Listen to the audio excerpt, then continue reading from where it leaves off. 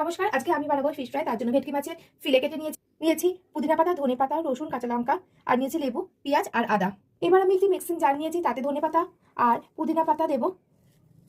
আমি পেঁয়াজ, রসুন, আদা, কাঁচা লঙ্কাকে এবার আমি ভালো করে বেটে নেব। এবার মাছের ফিলের মধ্যে আমি লেবু রস দিয়ে দেব।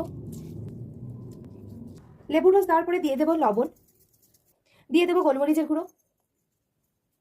সব উপকরণগুলোকে খুব ভালো করে মাছের ফিলের মধ্যে মাখিয়ে নিতে হবে। এবার আদা, রসুন আর কাঁচা লঙ্কা যে পেস্টটা ছিল, মিহি পেস্টটা, আমি মাছের গায়ে খুব ভালো করে মাখিয়ে নেব। ধনে পাতার, পুদিনা পাতার পেস্টটা ভালো করে আবার মাছের গায়ে মাখিয়ে নেব। ভালো করে হাতের সাহায্যে মেখে 2 ঘন্টার জন্য আমি রেখে দেবো। 2 ঘন্টা মাছটাকে মাখিয়ে রাখার পরে আমি বিস্কুটে গুঁড়ো নিয়েছি। এই সমস্ত মাছগুলোকে আমি এইভাবে বিস্কুটে গুঁড়ো দিয়ে মাখিয়ে নেব। খুব ভালোভাবে বিস্কুটে গুঁড়ো দিয়ে কোট করে নিতে হবে। ভেটকি মাছের ফিলেগুলোতে এইভাবে বিস্কুটে কোট করে আমি সাজিয়ে নিয়েছি। এবার একে একে ছাকা তেলে ভেজে নেব।